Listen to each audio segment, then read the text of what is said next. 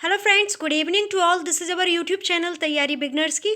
तो CTET 2020 target के लिए बाल विकास एवं शिक्षण शास्त्र के सेकेंड चैप्टर समावेशी शिक्षा की अवधारणा एवं विशिष्ट आवश्यकता वाले बच्चों का ये थर्ड वीडियो है। कल हमने 100 तक क्वेश्चन डिस्कस कर लिए थे और आज की वीडियो में 101 से 150 तक क्वेश्चन डिस्कस करेंगे। तो टॉप 50 क्वेश्चंस रहेंगे, तो आप लोग ध्यान से वॉच कीजिएगा और अपनी तैयारी को बूस्टअप कीजिएगा। तो देखते हैं आज का फर्स्ट क्वेश्चन क्या है। वंचन का प्रकार क्या है? तो वंचन का प्रकार क्या है? सामाजिक, आर्थिक, शैक्षिक, ये सभी। तो इसका जो करेक्ट आंसर होगा वो होगा डी ऑप्शन। क्या होगा? डी ऑप्शन होगा। ओके, नेक्स्ट क्वेश्चन है, मानसिक रूप से पिछड़े बालकों की बुद्धि लब्धि होती है। तो मानसिक रूप से जो बच्चे पिछड़े होते हैं उनकी बुद्धि लब्धि क्या होती है? 110 से 120 तक होती नहीं, 80 से 90 होती है नहीं, या 50 से 60 तक होती है, या 140 से ऊपर होती है। 140 से ऊपर होगी तो वो प्रखर बुद्धि वाले हो जाएंगे। तो इसका जो करेक्ट आंसर है वो है 80 से 90 के बीच में जिनकी बुद्धि लब्धि होती है वो मानसिक रूप से पिछड़े बालकों की बुद्धि लब्धि होती है। नेक्स्ट क्वेश्चन है, विशेष शिक्षा के लिए आवश्यक है। तो विशेष शिक्षा के लिए क्या आवश्यक है? विशेष दर्शक, विशेष विधि, विशेष अभ्यास, ये सभी। तो विशेष शिक्षा के लिए ये सभी चीज़ें जो है आवश्यक हैं। नेक्स्ट क्वेश्चन है, विकलांग जन अधिनियम कब पारित किया गया था? तो विकलांग जन अधिनियम 1995 में पारित किया गया था। नेक्स्ट क्वेश्चन है, विकलांग जन अधिनियम में कुल कितने प्रकार की विकलांगता को चिन्हित किया गया है? तो विकलांग जन अधिनियम जो था, पीडब्ल्यूडी एक्ट था, इसमें कुल कितने प्रकार की विकलांगों को चिन्हित किया गया है? 5 प्रकार के, 7 प्रकार के, 6 प्रकार के, या 8 प्रकार के। तो इसका जो करेक्ट आंसर होगा वो होगा C option. Okay, next question है, विशिष्ट बालकों की पहचान की विधि है। तो विशिष्ट बालकों की पहचान की विधि क्या है? सामूहिक निष्पत्ति, मानसिक परीक्षण, स्वास्थ्य परीक्षण, उपरोक्त सभी। तो इसका जो करेक्ट आंसर होगा वो होगा उपरोक्त सभी। विशिष्ट बालकों की जो पहचान की विधि होती है उनके सामूहिक निष्पत्ति से भी की जाती है, मानसिक परीक्षण से भी की जाती है, उनके स्वास्थ्य परीक्षण से भी की जाती है। नेक्स्ट क्वेश्चन है, विशेष शिक्षा का आधुनिक दर्शन निम्न में से क्या नहीं है? तो विशेष शिक्षा का आधुनिक दर्शन निम्न में से क्या नहीं है? पहचान अनिवार्य, विशिष्ट बालकों के लिए व्यक्तिगत निर्देशन आवश्यक, विशिष्ट बालक मूलतः सामान्य बालकों के समान चिकित्सा पद्धति द्वारा उपचार नहीं होना। ओके, नेक्स्ट, अब इसका जो करेक्ट आंसर है तो वो है डी ऑप्शन, चिकित्सा पद्धति द्वारा उपचार नहीं होना विशेष शिक्षा का आधुनिक दर्शन निम्न में से ये नहीं है। जो 4 ऑप्शन दिए गए इनमें से ये ऑप्शन जो है नहीं है। नेक्स्ट क्वेश्चन है, पोलियोग्रस्त बालक को शारीरिक रूप से विशिष्ट बालकों की श्रेणी में रखा जाता है। पोलियोग्रस्त जो बालक होते हैं उन्हें शारीरिक रूप की दृष्टि से विशिष्ट बालकों की श्रेणी में रखा जाता है। सांवेगिक रूप से विकलांग, गतीय रूप से विकलांग, या बहुल विकलांग, या बहुत विकलांग, या अन्य। तो इसका जो करेक्ट आंसर है वो है बी ऑप्शन। नेक्स्ट क्वेश्चन है, तिरस्कृत बालक की समस्या का कारक क्या हो सकता है? तो ए ऑप्शन इसका है परिवार का निम्न आर्थिक स्तर, बी ऑप्शन है बालक में झूठ बोलने की आदत, सी ऑप्शन है बालक के द्वारा कानून की अवहेलना करना, डी ऑप्शन है माता पिता की आपसी लड़ाई। तो इसका जो सबसे करेक्ट आंसर होता है, तिरस्कृत बालक जो होता है उसके सबसे ज़्यादा कारण होता है उसके माता पिता की आपसी लड़ाई। ठीक है, अगर वो अपने माता पिता को झगड़ते हुए देखता है तो उसके माइंड पर ये असर पड़ता है, इसी वजह से वो तिरस्कृत हो जाता है। नेक्स्ट क्वेश्चन है, विशिष्ट बालकों के लिए पूर्व पृथकीकरण शिक्षा व्यवस्था का उदाहरण है। तो क्या है इसके लिए? अतिरिक्त कक्षा योजना, विशेष कक्षा योजना, विशेष विद्यालय योजना, या आवासीय विद्यालय योजना। तो इसका जो करेक्ट आंसर है वो है आवासीय विद्यालय योजना। ओके, विशिष्ट बालकों के लिए पूर्व पृथकीकरण शिक्षा व्यवस्था का उदाहरण है आवासीय विद्यालय योजना। नेक्स्ट क्वेश्चन है, सामान्य बालक संवेगात्मक रूप से होता है संतुलित, असंतुलित, कुसुमायोजित, इनमें से कोई नहीं। तो इसका जो करेक्ट आंसर होगा वो होगा संतुलित। नेक्स्ट क्वेश्चन है, टारगोसन के अनुसार विशिष्ट कक्षा में विद्यार्थियों की संख्या होनी चाहिए। तो 5 से 7, 2 से 3, 8 से 10, 11 से 12। तो इसका जो करेक्ट आंसर है वो है सी ऑप्शन। नेक्स्ट क्वेश्चन है, एकाकी जीवन व्यतीत करना पसंद करने वाले होते हैं समायोजित, असमायोजित, संतुलित या इनमें से कोई नहीं। तो अगर एकाकी जीवन व्यतीत करना पसंद करते हैं तो इसका मतलब है वे असमायोजित बच्चे हैं। ठीक है, नेक्स्ट क्वेश्चन है, सामान्य बालक किस आयु में ध्वनि उच्चारण करना शुरू कर देते हैं, मतलब बोलना शुरू कर देते हैं? तो 6 माह में बोलना शुरू करते हैं क्या, 9 से 15 माह के मध्य बोलना आरंभ करते हैं, या 18 माह में बोलना आरंभ करते हैं, या 2 वर्ष में बोलना आरंभ करते हैं? तो ये तो ऑप्शन गलत ही हो गया। अब बचे हैं 3 ऑप्शन। तो 6 माह तक तो बच्चा नहीं बोलता, तो ये ऑप्शन भी गलत हो गया। आपको अगर एलिमिनेशन मेथड आता है, हम पर डे कहते हैं इस बात को, अगर आपको एलिमिनेशन मेथड आता है तो आप क्वेश्चन ना आते हुए भी कर सकते हैं। ठीक है, थोड़ा सेंस ऑफ ह्यूमर लगाइए अपना। तो इसका जो करेक्ट आंसर है वो है बी ऑप्शन, 9 से 15 माह के बच्चे जो होते हैं, मतलब 1 साल के लगभग हो जाते हैं, बच्चे बोलना शुरू कर देते हैं। नेक्स्ट क्वेश्चन है, जन्मजात शारीरिक विकलांगता का कारण है गुणसूत्रों का असामान्य संयोग, भ्रूणावस्था में माँ के शरीर पर दवाओं का असर, माँ का एड्स से ग्रसित होना, उपरोक्त सभी। तो इसका जो करेक्ट आंसर है, ये सभी रीज़न हो सकते हैं कि जन्मजात कोई बच्चा विकलांग है, मतलब कि उसका वो जो बॉर्न हुआ है, जिस उसका जन्म हुआ तो वो विकलांग ही पैदा हुआ, तो उसके लिए ये सारी समस्याएं हो सकती हैं। उसके जो क्रोमोसोम्स हैं वो एबनॉर्मल हो सकते हैं, भ्रूणावस्था में माँ के शरीर पर जो दवाएं हैं वो बुरा असर डाल सकती हैं, माँ को अगर एड्स है तो उसका भी असर शारीरिक विकलांगता पर पड़ सकता है। नेक्स्ट क्वेश्चन है, कौन सी संस्था चक्षु विकलांगों के लिए, चक्षु समझते हैं आप क्या होते हैं, आइज, नेक, जो किसी कहते हैं हिंदी में नयन, जो आँखें होती हैं वो। ठीक है, तो अब इसमें आपको मैं आपसे हमेशा कहते रहते हूँ कि है ना, अगर आपको सीटेट अटेम्प्ट करना है तो टफ़ नहीं होता है। लगता है कि सीटेट टफ़ है पर नहीं होता है, उसकी लैंग्वेज टफ़ होती है। आप लैंग्वेज को एब्जॉर्ब करना सीख जाएंगे तो आपसे क्वेश्चन अपने आप बन जाएगा।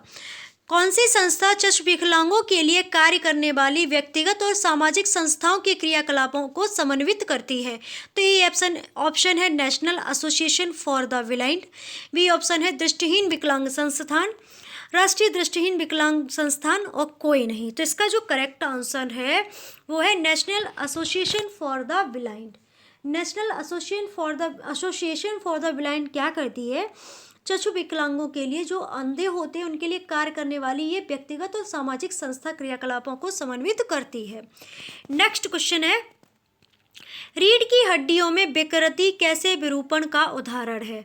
तो अगर रीढ़ की हड्डी में कोई प्रॉब्लम है तो वो किस तरह की प्रॉब्लम हो सकती है? स्नायुविक विरूपण, बौधिर विरूपण, घोष विरूपण, वंशगत विरूपण, वंशगत नहीं, वंशगत विरूपण। तो इसका जो करेक्ट आंसर है वो होगा स्नायुविक विरूपण। ओके, ये क्वेश्चन सीटेट 2020 के लिए तो इम्पोर्टेंट है ही। फिर भी अगर आप देख रहे हैं 2020 के आफ्टर कभी वॉच करें तब भी ये रिलेवेंट है, कंटेंट है, ये हमेशा आपके लिए यूज़फुल रहेगा, क्योंकि सिलेबस कभी चेंज नहीं होता, सिलेबस तो वही है। तो आपको बहुत अच्छे से वीडियो वॉच कीजिएगा, और हम पर डे कहते हैं 2 टाइम वॉच कीजिएगा। एक बार नॉर्मल स्पीड में वॉच कीजिए, फिर थोड़ी स्पीड बढ़ा लीजिए। अगर आपको स्पीड बढ़ानी नहीं आती तो आप जो 3 डॉट्स दिए होते हैं यूट्यूब में, वहाँ देखिए स्पीड का ऑप्शन आता है, फिर वहाँ से आप अपनी स्पीड मेंशन कर सकते हैं। तो वहाँ से अपनी स्पीड बढ़ा के वीडियो वॉच कीजिएगा, और टेलीग्राम ग्रुप को ज्वाइन कर लीजिए, सिर्फ क्लास की PDF वहाँ से मिल जाया करेगी, और ऑडियो रिवीजन के लिए आप खबरी ऐप पर ऑडियो रिवीजन कर सकते हैं। तो इस तरह से आपका रिवीजन इतना जितना हो जाएगा तो आपको नोट्स बनाने की भी प्रॉब्लम नहीं होगी, और ना बनाना पड़ेगा। अगर आप इतने मन से पढ़ लेंगे तो मुझे नहीं लगता कि सीटेट हो या कोई भी एग्ज़ाम हो, इस थीसिस पे आप चलेंगे तो आपका कोई भी एग्ज़ाम होगा क्रैक 110% होगा ही, मेक श्योर। ओके, तो नेक्स्ट क्वेश्चन है, भारतीय संविधान के कौन से अनुच्छेद विकलांग व्यक्तियों के कल्याण से संबंधित हैं? तो भारतीय संविधान के कौन से अनुच्छेद विकलांग व्यक्तियों के लिए कल्याण से संबंधित हैं? तो आर्टिकल 41 से 46 तक क्या है, जो आर्टिकल अनुच्छेद 41 से 46 तक विकलांग व्यक्तियों के कल्याण से संबंधित है हमारे कॉन्स्टिट्यूशन में। ओके, नेक्स्ट क्वेश्चन है, विकलांगों का अंतर्राष्ट्रीय वर्ष मनाया गया था। तो विकलांगों का अंतर्राष्ट्रीय वर्ष कौन से वर्ष में मनाया गया था? 1982 में मनाया गया था क्या, या 1984 में मनाया गया था, 1981 में मनाया गया था क्या, या 1983 में मनाया गया? तो विकलांगों का अंतर्राष्ट्रीय वर्ष जो मनाया गया था वो 1981 में मनाया गया था। ऑप्शन सी आपका करेक्ट हो जाता है। नेक्स्ट क्वेश्चन है, रेल मंत्रालय विविध प्रकार से विकलांग व्यक्तियों को किराए में छूट देता है, तो कितने % तक छूट देता है? 15 से 75%, 25 से 50%, 75 से 99% या 100%। 100% का ऑप्शन तो गलत हो गया, क्योंकि अगर 100% छूट मिलेगी तो इसका छूट का तो कोई मतलब ही नहीं रहेगा, क्योंकि फ्री हो जाएगा वो। तो ये ऑप्शन तो आपका गलत हो गया। अब 3 ऑप्शन में आपको खेलना है, तो देख लीजिए इसमें कौन सा ऑप्शन सही होगा। तो इसका जो करेक्ट आंसर होगा वो होगा 15 से 75%। ओके, नेक्स्ट क्वेश्चन है, रेल मंत्रालय अंधे व्यक्तियों को किराए में छूट देता है। ये ऑप्शन हम अटेम्प्ट कर सकते हैं। तो नेक्स्ट क्वेश्चन देख लेते हैं, विश्व विकलांगता दिवस प्रतिवर्ष कब मनाया जाता है। तो जो विश्व का विकलांगता दिवस मनाया जाता है तो वो कब मनाया जाता है, मार्च के प्रथम रविवार को, मार्च के द्वितीय रविवार को, मार्च के तृतीय रविवार को या मार्च के चतुर्थ रविवार को। अब आपको एक क्वेश्चन तो पता चल गया कि जो विश्व विकलांगता दिवस है वो मार्च में मनाया जाता है। अब आपको ये पता करना है कि कब मनाया जाता है। तो मार्च का जो लास्ट संडे होता है, क्योंकि एक माह में 4 संडे में भी पढ़ सकते हैं, तो मार्च के तृतीय रविवार को मनाया जाता है। ओके, मार्च के जो 3rd संडे होता है उस दिन को विश्व विकलांगता दिवस के रूप में मनाते हैं। नेक्स्ट क्वेश्चन है, राष्ट्रीय मानसिक विकलांग संस्थान कहाँ स्थित है। फैजाबाद में, हैदराबाद में, मुरादाबाद में या होशंगाबाद में। तो हैदराबाद में राष्ट्रीय मानसिक विकलांग संस्थान अवस्थित है। ओके, नेक्स्ट क्वेश्चन है, आंशिक अंधता को जन्म देते हैं, कौन देते हैं, धूल, धूप, धुआं, ये सभी। तो इसका जो करेक्ट आंसर है वो है ये सभी। आंशिक अंधता को जन्म देते हैं धूल, धूप और धुआं। राष्ट्रीय दृष्टिहीन विकलांग संस्थान कहाँ स्थित है। तो राष्ट्रीय दृष्टिहीन विकलांग संस्थान, अभी जो क्वेश्चन था वो था मानसिक विकलांग संस्थान, तो वो हैदराबाद में। अब क्वेश्चन एकदम कंफ्यूजिंग होता है, आपने देखा विकलांग संस्थान, ये नहीं सोचा कि मानसिक है कि दृष्टिहीन है, तो तुरंत से आपने ऑप्शन हैदराबाद लगा देना है। तो पर आपको यही चीज़ यहाँ पे पकड़ रखनी है कि राष्ट्रीय दृष्टिहीन विकलांग संस्थान तो है देहरादून में और मानसिक विकलांग संस्थान है हैदराबाद में। तो ये तुरंत से आप रिवीजन कर लेंगे तो आपका क्वेश्चन बिल्कुल तैयार हो जाएगा। नेक्स्ट क्वेश्चन है, राष्ट्रीय अपंग विकलांग संस्थान कहाँ पर है। अब देख रहे हैं एक ही क्वेश्चन कितनी फॉर्म में फॉर्म हो सकता है, दृष्टिहीन विकलांग भी हो सकता है, अपंग विकलांग भी होता है, मानसिक अपंग। तो इसका जो करेक्ट आंसर है वो क्या है, देहरादून है, हैदराबाद है। तो ये तो ऑप्शन तो नहीं है, मुंबई है या कोलकाता है। तो इसका जो करेक्ट आंसर है वो है मुंबई। राष्ट्रीय, जस्ट वेट, क्वेश्चन कंफ्यूजिंग है। हाँ, इसका जो करेक्ट आंसर है वो है कोलकाता। ओके, राष्ट्रीय अपंग विकलांग संस्थान जो है कोलकाता है। नेक्स्ट क्वेश्चन है, राष्ट्रीय श्रवणहीन विकलांग संस्थान स्थित है, तो ये है मुंबई में। ओके, नेक्स्ट क्वेश्चन है, विकलांग व्यावसायिक पुनर्वास केंद्रों की संख्या कितनी है। 16th है, 17th है या 18th है या 20 है। 16, 17, 18, 20।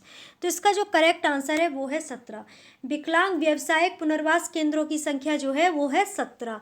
नेक्स्ट क्वेश्चन है, विशिष्ट प्रतिभा संपन्न व्यक्ति क्षीणकाय होते हैं, उनमें आत्म अनुभूति की प्रवृत्ति होती है, यह किसका अधिमत है। विशिष्ट प्रतिभा संपन्न व्यक्ति क्षीणकाय होते हैं, उनमें अथवा आत्म अनुभूति की प्रवृत्ति होती है, अभिमत किसके द्वारा कहा गया है, क्रेस्मर के द्वारा, विश नामक मनोवैज्ञानिक के द्वारा, लियोसिटो के द्वारा या पायाने के द्वारा। तो ये बात कही है क्रेस्मर नामक मनोवैज्ञानिक ने। क्रेस्मर जी ने कहा कि विशिष्ट प्रतिभा संपन्न व्यक्ति क्षीणकाय होते हैं, उनमें आत्म अनुभूति की प्रवृत्ति होती है। नेक्स्ट क्वेश्चन है, मिश्रित प्रकार का बुद्धि परीक्षण भारत में पहली बार किसके द्वारा दिया गया। मिश्रित प्रकार का बुद्धि परीक्षण भारत में पहली बार किसके द्वारा दिया गया। तो इसका जो करेक्ट आंसर है वो क्या है, प्रमिला पाठक है या बी ऑप्शन PN मेहरोत्रा है, सी ऑप्शन AN शर्मा है, डी ऑप्शन ओझा एवं राय चौधरी है।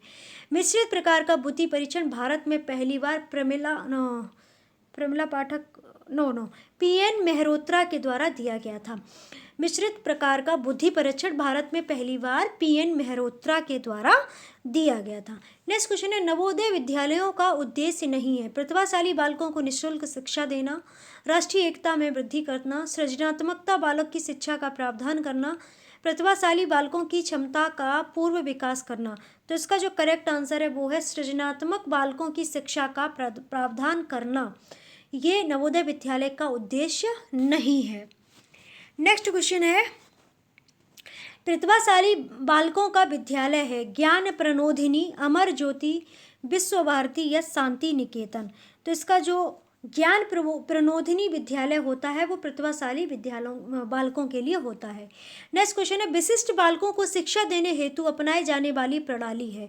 विशिष्ट बालकों को शिक्षा देने हेतु अपनाई जाने वाली प्रणाली क्या है? प्रभावक एवं उपयुक्त शिक्षा, संवर्धित पाठ्यक्रम, विशिष्ट विद्यालय एवं कक्षाएं, उपरोक्त सभी। तो इसका जो करेक्ट आंसर है वो है उपरोक्त सभी। नेक्स्ट क्वेश्चन है, 4 से 13 वर्ष के भारतीय बालकों की परिपक्वता के मापन के लिए ड्रॉ ए मैन टेस्ट किसने बनाया? 4 से 13 वर्ष के भारतीय बालकों की परिपक्वता के मापन के लिए ड्रॉ ए मैन टेस्ट किसने बनाया? प्रमिला पाठक ने, पी.एन. मेहरोत्रा ने, ए.एन. शर्मा ने, ओझा एवं राया चौधरी ने। तो इसका जो करेक्ट आंसर होगा वो हो जाएगा आपका प्रमिला पाठक। ओके, 35 जो क्वेश्चन है, 4 से 13 वर्ष के भारतीय बालकों की परिपक्वता के मापन के लिए draw in man test Pramila Pathak के द्वारा बनाया गया था।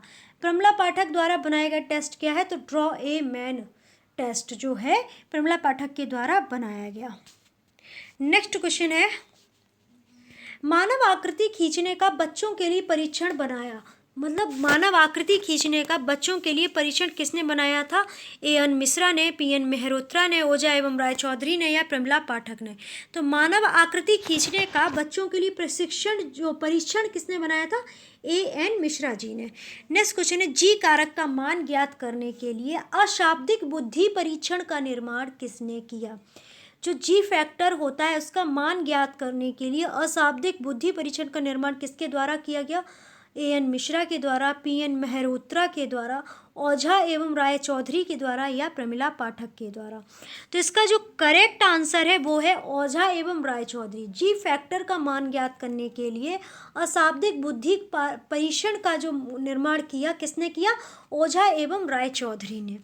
ओके, नेक्स्ट क्वेश्चन है, मानसिक रूप से निरुद्ध बालक कितने प्रकार के होते हैं? 3 प्रकार के होते हैं, 4 प्रकार के होते हैं, 5 प्रकार के होते हैं या 6 प्रकार के होते हैं?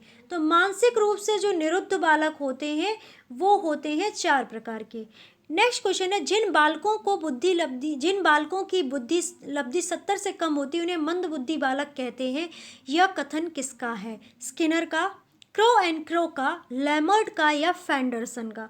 तो ये बात कही थी फेंडरसन ने। जिन बालकों की बुद्धि लब्धि जो IQ लेवल है वो 70 से कम हो तो उन्हें मंद बुद्धि बालक कहते हैं, ये बात कही फेंडरसन ने। नेक्स्ट क्वेश्चन है, मानसिक रूप से पिछड़े बालकों की विशेषता नहीं है। हमारा एक बार फिर से कहना है कि अब जब भी क्वेश्चन अटैम्प्ट करें, भले आप अपने घर पर रिवीजन कर रहे हो, प्रैक्टिस सेट अटैम्प्ट कर रहे हो, तब भी क्वेश्चन पूरा पढ़िएगा। कभी भी क्वेश्चन अधूरा पढ़ के आंसर मत कीजिएगा। अगर आप अधूरा पढ़ते क्वेश्चन आंसर करते हैं तो मोस्ट प्रोबेबली क्वेश्चन आपका गलत ही होता है। ओके, ऐसी गलतियां कभी मत करिएगा, पूरा क्वेश्चन पढ़िएगा लास्ट तक, ठीक है। मानसिक रूप से पिछड़े बालकों की विशेषता नहीं है। ए ऑप्शन है शैक्षिक उपलब्धि सामान्य बालक से कम, पिछड़ेपन का कारण वंशानुगत, पिछड़ेपन का कारण वातावरण, निर्देश देना समस्या नहीं। तो मानसिक रूप से पिछड़े बालकों की समस्या नहीं है निर्देश देना, क्योंकि अब जो मानसिक रूप से पिछड़े हैं वो समस्या निर्देश क्या देंगे? वो खुद ही पथ विमित होते हैं, उन्हें क्या निर्देश दे पाएंगे वो? तो मानसिक रूप से अगर पिछड़े बालक हैं तो वे निर्देश नहीं दे सकते हैं। नेक्स्ट क्वेश्चन है, मंद बुद्धि बच्चों की शिक्षा के लिए जन्मजात शक्तियों का विकास एवं स्वस्थ आदतों का निर्माण करना किसका कथन है? ये ऑप्शन है स्किनर, बी ऑप्शन है क्रो एंड क्रो और सी ऑप्शन है लैमर्ट और डी ऑप्शन है फेंडरसन। अब आपके लिए एक बात है, हम कभी भी ऑप्शन नहीं बोलते हैं, पता नहीं क्यों हमसे ऑप्शन बोला ही नहीं जाता, ए ऑप्शन बी ऑप्शन, हम डायरेक्ट आंसर बोलते हैं, डायरेक्ट ऑप्शन बोल देते हैं। तो आप लोग बिल्कुल भी इतना, तो आप सभी लोग इंटेलिजेंट हैं, बिल्कुल भी प्रॉब्लम क्रिएट मत कीजिएगा, ठीक है। तो अब इसका जो आंसर है वो है फेंडरसन। फेंडरसन ने कहा कि मंदबुद्धि बच्चों की शिक्षा के लिए जन्मजात शक्तियों का विकास एवं स्वस्थ आदतों का निर्माण करना चाहिए। तो ये बात किसने कही? फेंडरसन नामक साइंटिस्ट ने कही थी। नेक्स्ट क्वेश्चन है आपका, शैक्षिक पिछड़ेपन का कारक नहीं है शैक्षिक तत्परता की कमी, शारीरिक तथा इंद्रिय संबंधी योग्यता, राजनीतिक अस्थिरता, इनमें से कोई नहीं। तो इसका जो करेक्ट आंसर है वो है राजनीतिक अस्थिरता। राजनीतिक अस्थिरता होगी तो ये शैक्षिक पिछड़ेपन का कोई भी कारक नहीं है।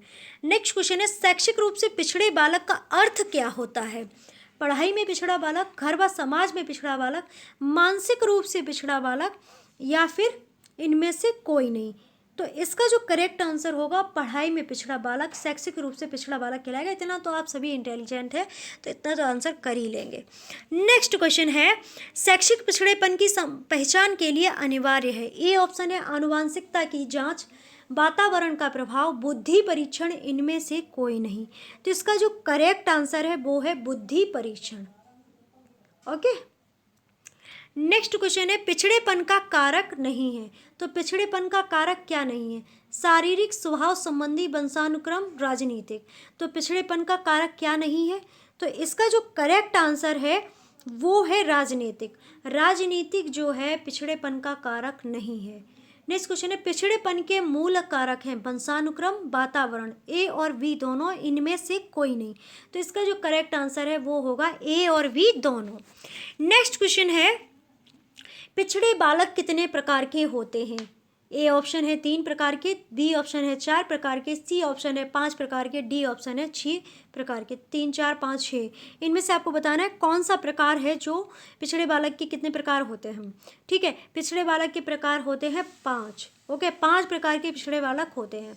अब पिछड़ेपन का प्रकार है, तो पिछड़ेपन का प्रकार क्या हो सकता है? शारीरिक, मानसिक, संवेगात्मक, उपरोक्त सभी। तो इसका जो करेक्ट आंसर है वो है उपरोक्त सभी।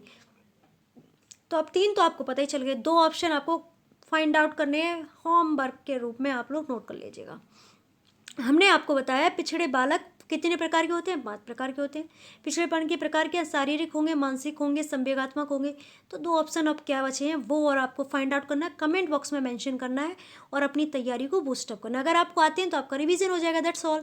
अगर नहीं आते हैं तो आप सर्च करेंगे, फिर उसको आंसर करेंगे, तो आपको 100 टाइम बेटर आपको याद हो जाएगा और कभी बोलने का नहीं है। ओके। नेक्स्ट क्वेश्चन है, पिछड़ा बालक वह है जो अपने स्कूल जीवन के मध्यकाल में अपनी कक्षा से नीचे की कक्षा का कार्य नहीं कर सकता, जो कि उस आयु के लिए सामान्य कार्य। यह कथन किसका है? तो आपको अगर याद हो, अगर आप वीडियो कंटिन्यू वॉच कर रहे हैं तो ये क्वेश्चन रिपीट हुआ है।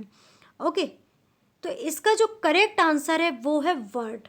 वर्ड नामक साइंटिस्ट ने कहा, पिछड़ा बालक वह बालक है जो अपने स्कूल के मध्यकाल में अपनी कक्षा से नीचे की कक्षा का कार्य नहीं कर सकता। मतलब वो जिस क्लास में है उसका तो वर्क कर ही नहीं पा रहा है, पर उससे नीचे जो क्लास है उसका भी वर्क नहीं कर पा रहा है, तो उसकी आयु के लिए ये सामान्य कार्य है। ये किसका कथन है? ये वर्ड का।